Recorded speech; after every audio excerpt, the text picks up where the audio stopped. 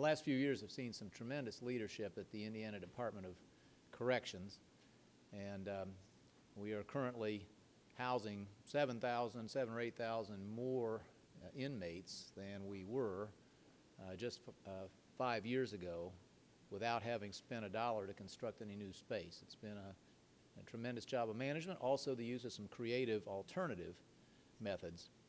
But we know we could be doing much better. And no one knows more or has done more to innovate and promote new means of making certain that the most dangerous offenders remain where they cannot harm people, but that also that the dollars that we spend are well spent, and that where appropriate, alternatives are employed that rehabilitate people, protect the public, and then return folks who have gone astray back to productive life. So with the strong encouragement and initiative of the legislature, and with the thought leadership of our Chief Justice and our Attorney General, we have invited and now struck a deal with the people from Pew, the nation's experts in this area, to work with Indiana on the first wholesale, top-to-bottom relook at our sentencing practices and incarceration practices in a generation or more. So we're very, very grateful to be at this point, to all those who have brought us here, and excited about the work that will soon commence. Let me ask Adam Gelb from Pew to say a few words on behalf of that organization. Thanks, Governor. Thank you, Adam. Thank you very much. Pleasure to be here. Good morning. More than 1 in 100 Americans are behind bars today. Incredible prison growth in this country over the past 30 years or so. More than 1 in 100 adults either in prison or jail. And if you look at the probation and parole population, we have more than 1 in 31 adults under some form of correctional supervision. And this massive growth of the correctional system has come at a heavy price. States are now spending more than $50 billion on corrections. That growth has been second only to Medicaid in terms of state spending. Now, what have we learned from all this? I think 2 basic lessons. First is that prisons help reduce crime. We lock up violent and career criminals. They need to be behind bars, and for a long time. The second thing is that there's been an explosion of research over the past 25 years about what works better to stop the revolving door for nonviolent offenders. And that's what this project is really about. How can, going forward, can Indiana squeeze more public safety out of taxpayer dollars? We at Pew, as the Governor mentioned, have helped about a dozen states, including Texas, Kansas, most recently South Carolina, tackle this issue. In this state, the prison population has grown about 47% over the past decade.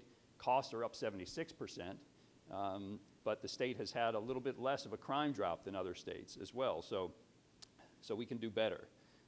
And if we sit on our hands and don't attack this issue here, the projection is that Indiana will have another 6,000 inmates over the next 10 years at a cumulative cost of another $1 billion. Why did we choose Indiana? First and foremost, the governor's leadership and the leadership from the legislative and judicial branches. This is a state that is ready, willing, and able to tackle this issue, figure out how to get taxpayers a better return on their public safety dollars. And second, you're not starting from ground zero.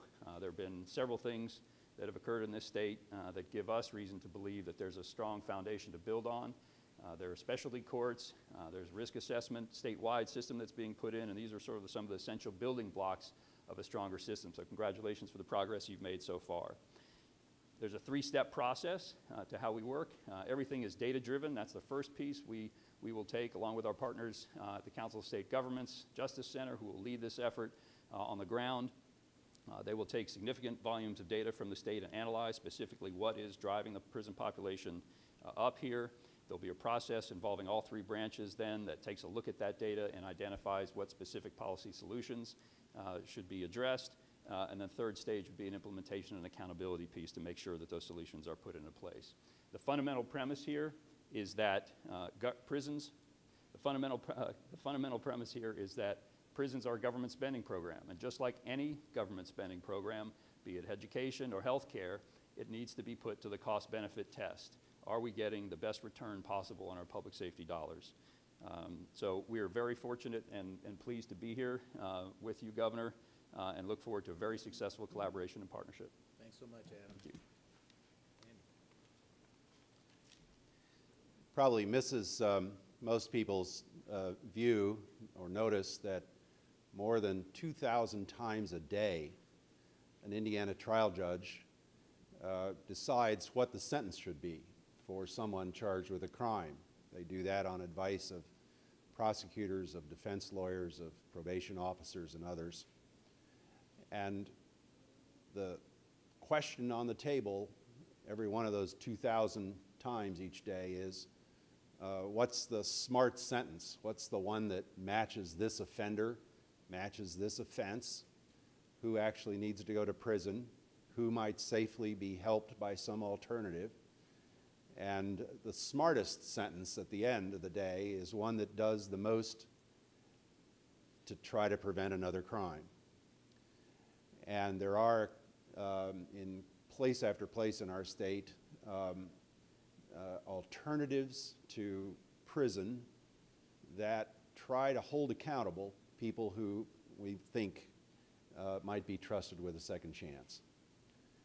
Many of these innovative programs have been led by trial judges who often take the lead in these matters, and trial judges acting together and acting collectively through the judicial conference or other venues. So the third branch of government is sort of there at the moment of truth when these decisions get made, and it's a great opportunity from our point of view to collaborate with the other two branches and with Pew to make these decisions get as close to the mark as we possibly can. We're glad to be partners in making this happen.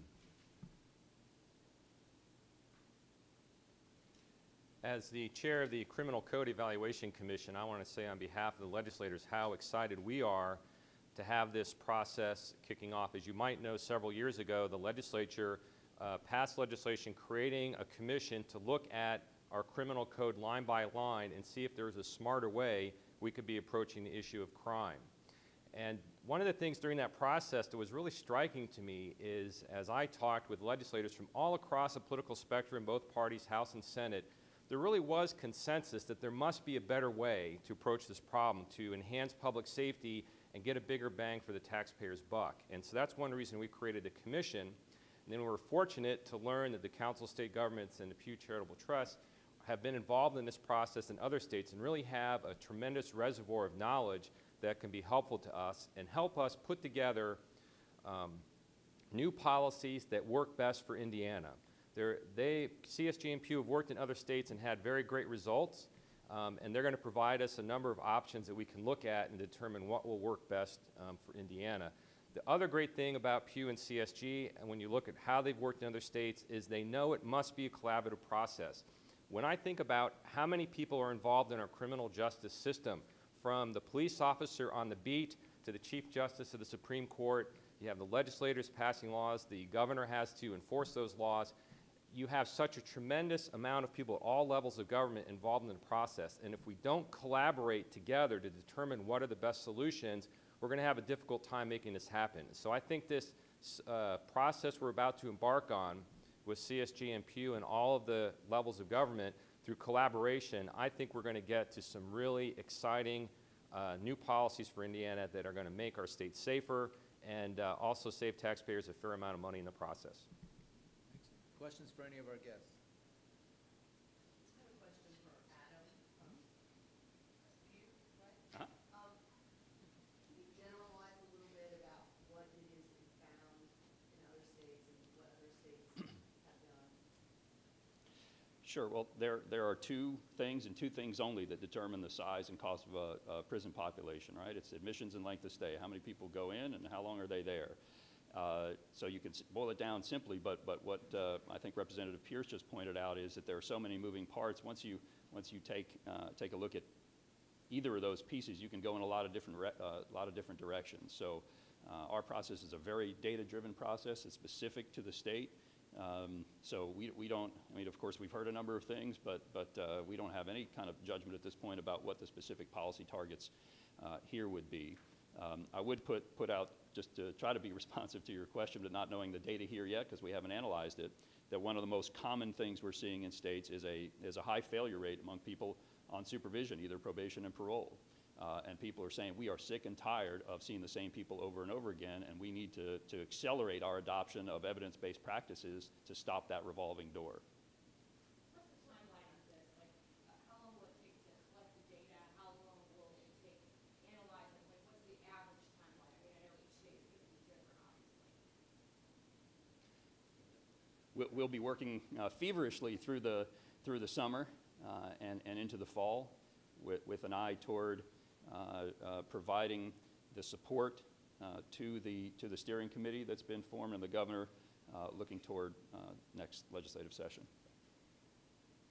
But you start with the assumption that there are too many people going to prison? Absolutely not. We have absolutely no sense at this point how Indiana is utilizing its specific prison beds. Everything may be running perfectly here. That's not what we've heard from a lot of players in the system. A lot of key leaders and stakeholders believe that the state can do a better job. Can you give some examples of some of the things that other states have done after working with you guys? What new policies they've adopted or how they kind of affected their plan? Sure. Again, there was two levers, but a couple quick examples. Like I said, start with Texas, which in 2007 took a very different direction with its criminal justice policy. Texas had built 100,000 prison cells between 1987 and 2007. 100,000 cells. They went from about 55,000 up to 150. And the Texas Department of Corrections had a proposal on the table to build another 14 to 17,000. They were coming into that 2007 with that proposal. Which would have been about a $2 billion tab over 10 years or so, and a $500 million more just in the coming biennium. And the speaker said, this is too expensive. We're not getting adequate return on crime for all this spending. Can you all figure out a way around this? And a Republican from Plano teamed up with a Democrat from Houston, and with help from the CSG Justice Center, put together a wide-ranging plan for investments in a whole range of alternative programs, from residential treatment centers to more outpatient treatment, particularly for drunk drivers. They put together a bunch more probation slots as well. And the result has been really remarkable. In Texas, which had a population going like this, has flatlined that population growth. Actually dropped a bit last year. Their costs are in check, and most importantly, their probation and parole failures are down significantly, both over 25%. And the crime rate in Texas, despite the spillover from the border issues with Mexico, the overall crime rate in Texas is dropping right in tandem with the national average. You said you've heard from some players in our system that there's some problems. Can you give us some examples of some of the early feedback you've heard from the people involved in our system? Not at this juncture. I mean, it's very, from our perspective, very raw data, and not at this point. We don't. Yeah, Bill, I'll give you one. I mean, our folks have been reporting to me now for quite some time that a surprising percentage of the prisoners coming to our prisons, which is the most expensive option, are there for a very short period of time. Apparently their offense was not serious enough to warrant a very long sentence, and they're, we barely get them through the processing point when it's time for them to go home. So that's suggestive, at least, that maybe we're a little out of whack. That may be one example among scores that I know that Pew and the CSG folks will look at. Where'd you get that great-looking beard? Is that the question? Beard. Step up there. It seems like that so often legislators come into a session after a crime has been committed in their district, or that there's been a horrific crime somewhere in the state, and start changing sentencing laws that have to do with specific crimes. Do you think the legislature can get away from that in order to implement whatever comes out of this study? Well, first of all, that's a natural reaction that any person would have, whether they were a legislator or not. And sometimes that reaction is because there is a problem there. Sometimes it's just a natural reaction to the pressure in the community. But I'm sure that this is an issue that need to be long addressed, and its time is ripe. And I think surely the legislators will be able to stand to the task. Governor, a lot of those short-term prison people are people convicted of drug crimes.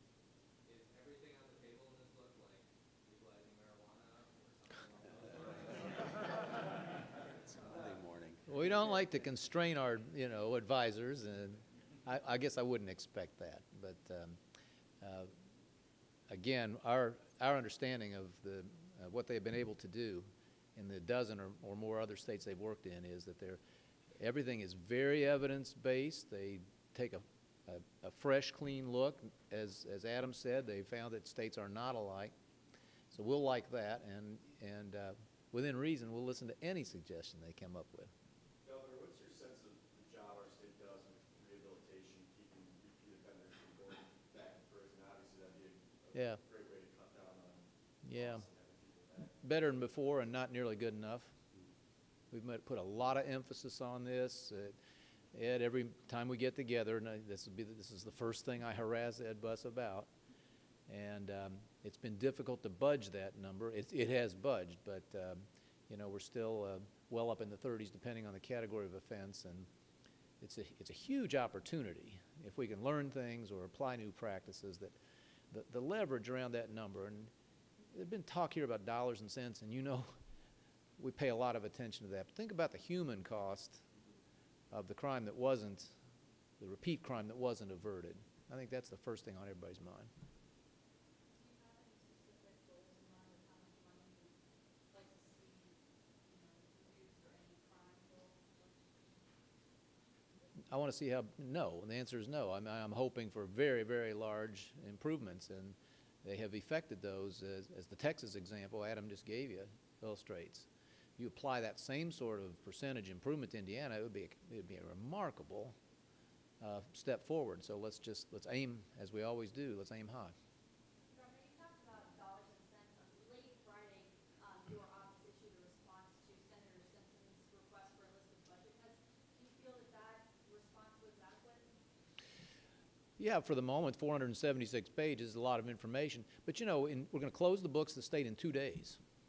And we have a new system, by the way. It'll be the most complete and prompt closure ever in the history of Indiana, and that'll have infinite detail, line item by line item. So that'll be the supplemental, I would say, response to a very appropriate request. And what do you think about the Senate Republicans' idea for a new transparency website where they can see, everything from the Department of Corrections, Yeah. their plans? What do you think about that? 100% for it. We've been working on it anyway. We put contracts up there already, and I'm very impatient to get the system up to the point where it can accommodate lots more information.